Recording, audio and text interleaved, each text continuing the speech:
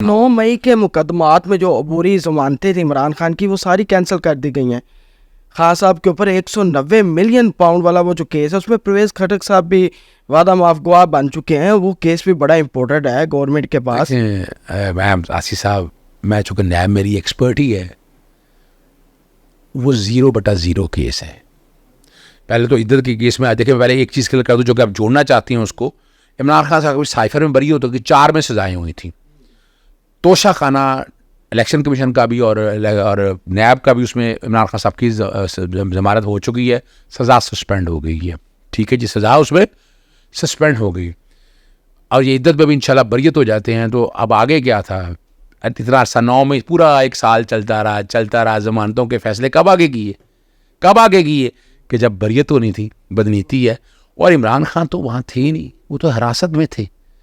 और अभी एक लाहौर हाई कोर्ट का फैसला आया है जिसमें उन्होंने कह दिया कि इस तरह नहीं है एक पर्चे से दूसरे पर्चे में पकड़ने और आप कमाल कर रहे हैं। आप इस बात को 1 में 2 में MPO जारी कर दें, वो उड़ा के रख दिया सनम के केस के अंदर। उसमें लाहौर हाई कोर्ट के जस्टिस असद जवेर गुराल और जस्टिस अली बाजवा ने कमाल कर दिया, बहुत खूबसूरत जजमेंट लिखी है। तो उसमें अब ज़मानतें तो खारिज कर दी हैं, ज़मानतें खारिज, बेल बिफोर अरेस्ट खारिज की है ना। अब इसमें गिरफ्तारी डाल दी होगी उन्होंने, जो मेरी तलाक गिरफ्तारी डाल दी है, तो अब उसको चैलेंज नहीं कर सकते। जो लोग ये समझ रहे हैं ना कि उसको चैलेंज नहीं हो सकता। अब वो कोशिश करेंगे, जैसे शाह महमूद कुरैशी का रिमांड लिया, इसका रिमांड लेने की कोशिश करेंगे और हमें बेल आफ्टर अरेस्ट फाइल करनी होगी। उसी जज के पास जाएगी तो हम कोशिश करेंगे 2 दिनों 3 दिनों के अंदर ख़त्म हो जाए, लटकाना नहीं हमने। और अल्टीमेटली हाई कोर्ट से मुझे ज़मानत होती नज़र आती है इसकी।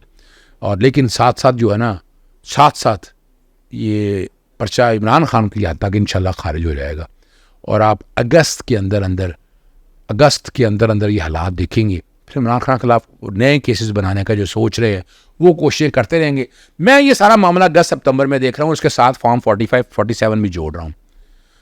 ऑर्डिनेंस हमने ऑलरेडी चैलेंज कर दिया, इसमें रिटायर्ड जजेस हैं, इस्लामाबाद भी, लाहौर हाई कोर्ट में 15 को लगा हुआ है।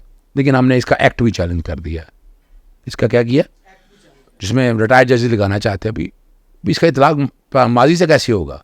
इलेक्शन जब हुआ ये तय हो गया था कि इस तरह होना है, ये तो माजी से इतलाक तो इसका हो नहीं सकता।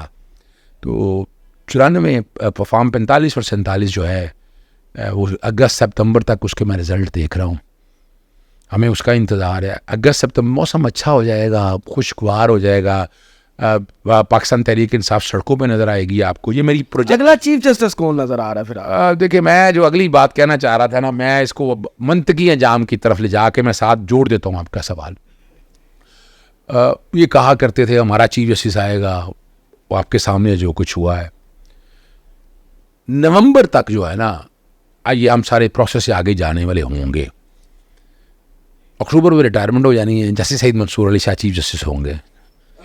वो ईमानदार आदमी है, मेरिट पे चलने वाला आदमी है, और जिस तरह इस फैसले में खड़े हुए हैं ना वो जजेस, काबिल तहसीन है। मुझे कुछ चीज़ों पे इख्तलाफ है, मैं ओपनली बात करता होता हूँ, मैं नहीं इन चीज़ों में इफ़ एंड बट्स में नहीं जाता मैं। तो चीफ जस्टिस साहब बदल चुके होंगे उस वक्त तक। नवंबर में जब ये देखेंगे इनकी मेजॉरिटी, यानी मैंने कैलकुलेशन में आपके सामने रख दिया कि हम कितनी सीटें ले जाएंगे, तो ये फिर कोशिश होगी कि असेंबली डिसॉल्व करेगा। क्या करेगा? तो उसको फिर वो उसको हम चाहे, वैसे हमने डिमांड दे दी है कि नहीं असेंबलियाँ बनाई जाए, लेकिन जब हमें इसके बगैर मेजॉरिटी मिल जाएगी तो हम असेंबली डिसॉल्व को क्यों सपोर्ट करेंगे जी? हम तो हुकूमत बनाएंगे, मेजॉरिटी हमारी है, 2/3 तक हमारी मेजॉरिटी हो जाएगी इंशाल्लाह। देखिए, नो कॉन्फिडेंस से पहले ये भाग जाएगा, ये फेस नहीं कर सकता।